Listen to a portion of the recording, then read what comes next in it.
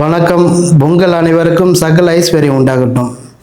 இன்னைக்கு இந்த பதிவில் எதை பற்றி தெரிஞ்சுக்க போறீங்கன்னா, வரக்கூடிய இந்த போகி பண்டிகை வருது இல்லையா, இந்த மார்கழி மாதத்தில் லாஸ்ட்டாக கிடைச்ச போகி பண்டிகை. நம்ம இந்த இதெல்லாம் போட்டு எரிப்போம் இல்லையா போகி அன்னைக்கு. அது எதெல்லாம் எரிக்கலாம், எதெல்லாம் எரிக்கக்கூடாது, அதை பற்றி தான் இந்த வீடியோவில் விளக்கமாக சொல்ல போகிறேன். இந்த வருஷத்தோட இந்த நம்மளுக்கு இருக்கிற கஷ்டங்கள், இன்ப துன்பங்கள், கர்ம வினை, அது இல்லாமல் நம்மளுக்கு கர்மா எது இருந்தாலும் தரித்திரம் எது இருந்தாலும் எல்லாமே இந்த வருஷத்தோட போயிடணும்னு நம்ம வேண்டி இந்த பொருள்லாம் எரிச்சிக்கலாம். எரிச்சோம்னா வரக்கூடிய புது வருஷத்தில் நம்மளுக்கு நல்ல காலம் பிறக்கட்டும், அடுத்த தை மாதத்துக்கு நல்ல இதாக பிறக்கட்டும்னு நம்ம வேண்டிக்கின்னு நம்ம நம்ம எதெல்லாம் எரிக்கலாம், எதெல்லாம் எரிக்கக்கூடாது, எப்படிலாம் செய்யலான்னு அதை பற்றி தான் இந்த வீடியோவில் விளக்கமாக சொல்ல போகிறேன். நீங்கள் நான் சொல்கிற மாரி செஞ்சு வீட்டில் நீங்கள் செய்யுங்க. செஞ்சிங்கன்னா உங்களுக்கு வரக்கூடிய புது வருஷத்தில் உங்களுக்கு நல்ல ஒரு மாற்றத்தை கொடுக்கும். நல்ல ஒரு நிலைமைக்கு போய் நல்ல ஒரு உங்களுக்கு தெய்வத்தோட அருள் கிடைக்கட்டும், முருகனோட அருள் கிடைக்கட்டும். நான் சொல்கிற மாரி நீங்கள் செய்யுங்க. எப்படி செய்கிறீங்கன்னா, இப்போ நிறைய பேர் என்ன பண்ணுவாங்க தெரியுமா, இந்த எதுக்கு எரிக்கிறனே தெரியாது. போகி அன்னைக்கு என்ன பொருள் போட்டு எரிக்கணும், எதை எரிக்கக்கூடாதுன்னு அவங்களுக்கு தெரியவே தெரியாது. என்ன பண்ணுவாங்க, டயரு, பழைய டயர் கிடக்குது இல்லையா, அதை போட்டு எரிப்பாங்க. அது போல் எரிக்கக்கூடாது. அது நம்மளுக்கு உடம்புக்கு கேடு. அது நம்மளுக்கு தேவையான பொருளை தான் எரிக்கணும். நம்ம வீட்டில் யூஸ் பண்ணுற பொருள், துணி வகையான பொருள், எப்படின்னா நம்மளுக்கு பழைய துணி இருக்குதா, அதை எடுத்துகிட்டு போயிட்டு எரிக்கலாம். அது இல்லாமல் அதுக்கப்புறம் நம்ம வீட்டு பெட்ஷீட்டு, இந்த கட்டில் மேலே போட்டு படுப்பீங்களா பழைய துணி, அது புதுசாக இருந்ததுன்னா தேவையில்லை, அதை துவைச்சி மறுபடியும் வச்சுக்கலாம். பழசாக ஒரு 3 வருஷம் 4 வருஷம் 5 வருஷம் யூஸ் பண்ண துணியாக இருந்தால் அதை எடுத்துருங்க. ஏன்னா அதிலே தரித்திரம் பிடிச்சிருக்கிறதுனால நம்ம திரும்ப திரும்ப அதை துவைச்சி போட்டு படுக்கிறதுனால தரித்திரம் எதுக்குனே தான் இருக்கும், நம்மளை விட்டு விலகாது. கடைசி வரைக்கும் முன்னேற முடியாது, நம்மளால் ஒரு மாதிரியே தரித்திரமாக இருந்துகிட்டே இருக்கும். அதனால் என்ன பண்ணுறீங்க, அது போல் துணி இருந்ததுன்னா எடுத்து போட்டுட்டு புது துணி வாங்கி போட்டுக்கலாம். இதை எடுத்து எரிச்சிடலாம். அதே போல் பழைய துணி நீங்கள் போட்டுக்கிறீங்க இல்லையா, இப்போ துணி இல்லைன்னா ரொம்ப இல்லாத ரொம்ப நம்ம துணி இல்லாமல் அதே துணி தான் இருக்குது, மாற்று துணி கிடையாது, நம்ம அதை தான் போட்டுங்கிறோம், ஒரு 2 ஷர்ட்டு தான் இருக்குதுன்னா அது போல் இருக்கிற மாதிரி இருந்தால் அது எரிக்க தேவையில்ல. அப்படி உங்களுக்கு எக்ஸ்ட்ரா துணி இருந்து பழைய துணியை நீங்கள் போட்டுங்கிறீங்கன்னா அந்த துணியை என்ன பண்ணுறீங்க, அந்த வருஷத்தோட போடாதீங்க, அதோட எடுத்து யாரை கட்டுங்க, அந்த துணியை எரிச்சிடலாம்.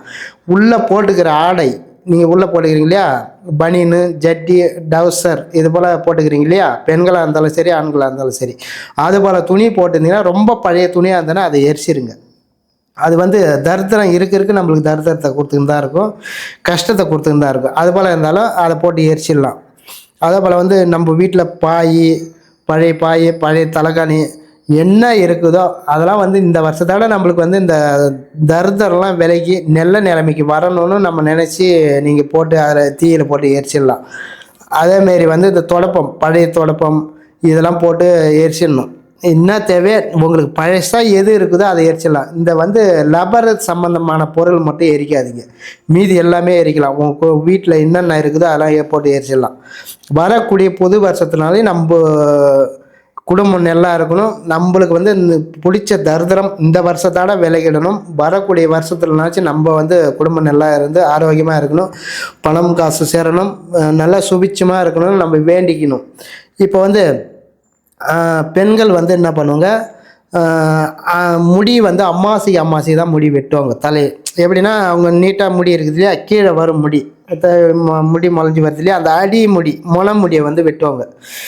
அது வெட்டி என்ன பண்ணுவாங்க, அம்மாசியில் அது எங்கே போகிறது எப்படி பண்ணுறதுனே தெரியாது. இப்போ அந்த காலத்துலாம் பெரியவங்களாம் என்ன திரும்பி பண்ணுவாங்க, தலை சீவுவாங்க. சீவி என்ன பண்ணுவாங்க, அதில் வரும் அந்த சீப்பில் வர முடியை எடுத்து சுருட்டி ஒரு இரவானம். இப்போ அந்த காலத்தில் கூரை வீடு, இந்த மச்சி வீடு மாரி இருக்கும், இந்த ஓடு போட்ட வீடு, அந்த வீட்டில் இரவானத்தில் சொருவி வைப்பாங்க. இரவானம்னு ஒரு இது இருக்கும், அதில் சொருவி வைப்பாங்க. சொருவி வச்சுட்டு அதை என்ன பண்ணுவாங்க, அந்த போகி வருது இல்லையா, இப்போலாம் முடியை வாங்கிறதுக்குன்னே நிறைய பேர் வராங்க. முடி கிராம கணக்கில் வாங்குறாங்க. அதுபோல் அது சேமிச்சு பண்ணி விற்றுறாங்க முடி. அதுபோல் விற்கக்கூடாது, நம்ம முடியை விற்கவே கூடாது. இவங்க என்ன பண்ணுவாங்க, சேர்த்து அதில் வச்சுருப்பாங்க, சொறி வச்சுருப்பாங்க. அந்த போகி அன்னைக்கு என்ன பண்ணுவாங்க, இந்த முடியை எடுத்து அதில் போட்டு எரிச்சிருவாங்க. எரிச்சாங்கன்னா அந்த தரித்திரம் விலகிடும். அது இப்போ இருக்கிற காலகட்டத்தில் அது போல் அவங்க செய்ய மாட்டாங்க. அதனால் நான் என்ன சொல்கிறேன்னா, நீங்கள் என்ன பண்ணுறீங்க, அந்த முடி முடி வருது இல்லையா, அந்த போகி அன்னைக்கு போகின அன்னைக்கு வந்து வெத்தலை வாங்கிக்கிங்க.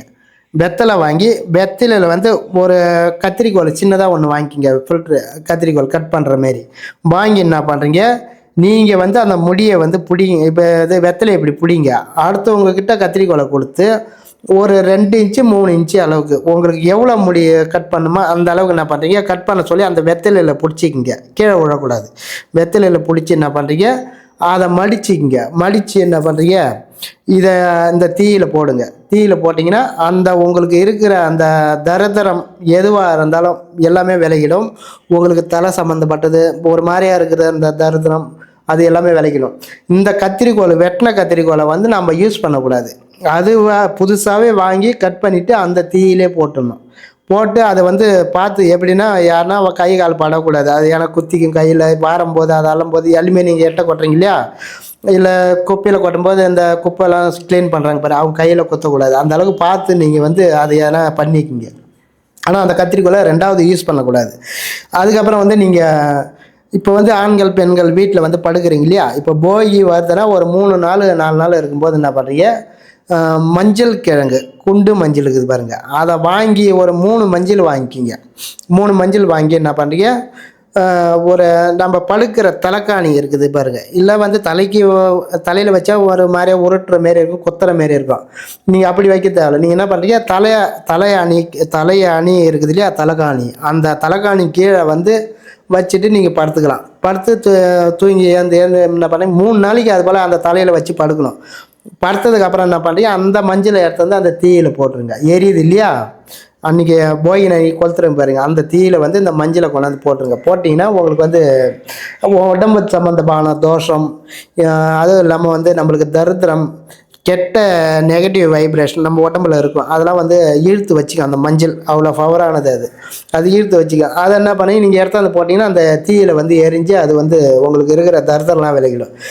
இதை போல் செஞ்சுட்டு ஆண்கள் பெண்கள் யார் வேணாலும் செய்யலாம். இது போல் செஞ்சுட்டு என்ன பண்ணுறீங்க, போயிட்டு இதெல்லாம் எரிச்சிட்டு லாஸ்ட்டாக என்ன பண்ணுறீங்க, எண்ணெய் தேய்ச்சி உடம்பு முழுக்க எண்ணெய் தேய்ச்சி கிழக்கு பார்த்து நின்று நீங்கள் வந்து குளிக்கணும். அந்த குளிக்கிறது என்ன பண்ணுறீங்க, குளிக்கிற தண்ணியில் இப்போ தண்ணி பிடிச்சி வச்சுக்கிறீங்கன்னா கிழக்கு பார்த்து நின்றுன்னு தண்ணி பிடிச்சி வச்சிங்கன்னா அதில் ரவ்வோண்டு கல் உப்பு ரவ்வோண்டு மஞ்சள் போட்டுட்டு அன்றைக்கி போய் கொளுத்தி முடிஞ்சதுக்கப்புறம் எண்ணெய் தேய்ச்சிக்கணும். எண்ணெய் தேய்ச்சி இந்த இதெல்லாம் போட்டு நான் சொன்னதெல்லாம் கல் உப்பு மஞ்சள் தூள் போட்டுட்டு அந்த தண்ணி நீங்கள் குளிக்கணும்.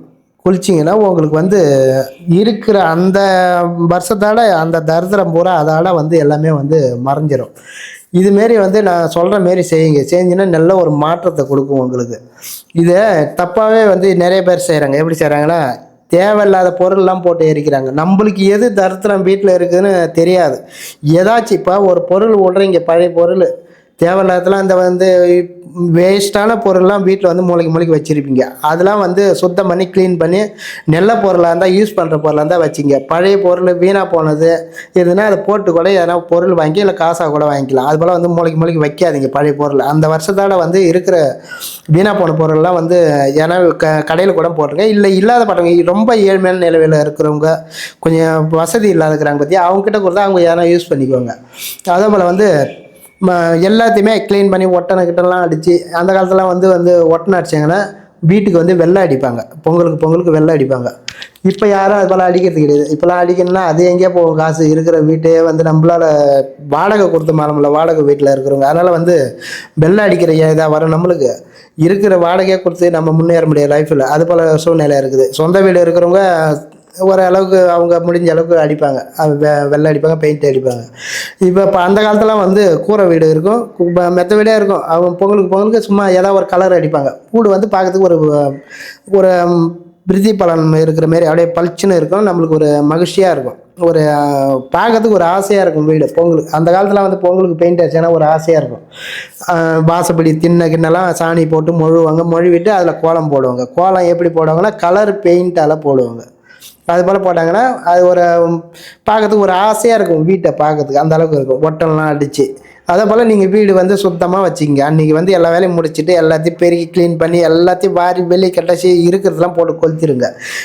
இப்போ தேவை இருக்கிற பொருளை வந்து உங்களால் முடிஞ்சால் கடையில் கொடுத்துருங்க. இல்லை வந்து வேறு யாருக்குன்னா கொடுத்து உதவி பண்ணுங்க. அது யாருன்னா எடுத்துன்னு போய் அவங்களுக்கு கொஞ்சம் பயன்பாடாக இருக்கும். உங்களுக்கு ஒரு நல்ல பேர் கிடைக்கும். இதே போல் செய்யுங்க. நான் சொன்ன மாரி செஞ்சிங்கன்னா உங்களுக்கு நல்ல ஒரு மாற்றத்தை கொடுக்கும். இந்த வருஷத்தோட இந்த மார்கழி லாஸ்ட்டோட வந்து நம்மளுக்கு அந்த போகியோட நம்மளுக்கு இருக்கிற பீடை தரித்திரம் எதுவாக இருந்தாலும் நம்மளுக்கு கெட்ட நேரம் இருந்தால் கூட அதில் இருந்து விலகி ஓடிப்படும். நம்மளுக்கு வந்து நம்ம யூஸ் பண்ணிவிட்டு பாதி பொருள் வந்து கொளுத்துறதுக்கு மனசு வராது. ஒருத்தங்களுக்கு துணியாக இருந்தாலும் சரி, பழைய துணி இருக்கும், அது போட மாட்டாங்க, போடாத அப்படியே வச்சுருப்பாங்க. அது அவங்க ஒரு பர்சனலாக வச்சுருப்பாங்க. அது இருக்கட்டும், இப்போ நம்ம அப்பத்துலேருந்து வச்சுக்கிறோம், அது இருக்கட்டும்னுவாங்க. அது போல் வச்சிருக்கக்கூடாது. போட்டு கொளுத்திடுங்க. இல்லைனா வந்து யாருக்கிட்டேயாச்சும் கொடுத்துருங்க. யாருக்கிட்ட கொடுத்தாலும் வந்து கொஞ்சம் இல்லாத பட்டவங்களாக இருக்கிறாங்க இல்லையா, துணி வாங்கி கட்டுறதுக்கே வழி இல்லாதுக்கிறாங்க பாருங்க, அவங்கக்கிட்ட கொடுத்தீங்கன்னா அது ஒரு புண்ணியமாக இருக்கும் உங்களுக்கு. அதுமாரி கொடுங்க. வீட்டெலாம் வந்து நல்லா க்ளீன் பண்ணி நான் சொன்ன மாரி செஞ்சு எல்லாத்தையும் சுத்தம் பண்ணி எல்லாமே வந்து லாஸ்ட்டாக வந்து எல்லாம் குளிச்சுட்டு என்ன பண்ணுறீங்க, போயிட்டு திணறு எடுத்து இட்டுங்க, பூஜை ரூமில் போய் இட்டுக்குன்னு நல்லா வந்து கடவுளை வேண்டிக்குங்க. இப்போ வரக்கூடிய வருஷம்னா, இப்போ வரக்கூடிய புது வருஷம், இந்த வருஷத்தால் எங்களுக்கு இருக்கிற பீடெல்லாம் நீங்கள் வரக்கூடிய புது வருஷத்துலேருந்து எங்களுக்கு நல்ல நேரம் ஸ்டார்ட் ஆகி, நல்ல நேரமே இருந்தாலும் நல்லதே நடக்கணும், எங்களுக்கு வந்து எல்லாமே நல்லபடியாக நடக்கணும், எந்த ஒரு கஷ்டத்தையும் கொடுக்கூடாது, இறைவா நீ தான் இருந்து எங்களுக்கு அருள் புரியணும். நாங்கள் வந்து இனிமேலும் இவ்வளோ நாள் கஷ்டங்கள் இன்ப துன்பங்கள் எல்லாமே இந்த வருஷத்தால் போயிடணும். வரக்கூடிய புது வருஷத்தில் எங்களுக்கு என் குடும்பம் ஊர் மக்கள் எல்லாருமே நல்லா இருக்கணும், க்ஷேமமாக இருக்கணும். வரக்கூடிய வருஷத்தில் வந்து மக்களே நல்லா இருக்கணும். எங்களுக்கு எப்படி அது அருள் கொடுக்குறியோ அதேமாரி வந்து இருக்கிற மக்களுக்கும் அருள் கொடு. அவங்க வந்து எல்லாருமே நல்லா இருக்கணும். கடவுளோட ஆசீர்வாதம் கிடைக்கட்டும் நல்லா வேண்டிக்கிங்க. வேண்டிங்கன்னா உங்களுக்கு வந்து நல்ல ஒரு மாற்றத்தை கொடுக்கும் வரக்கூடிய புது வருஷத்தில்.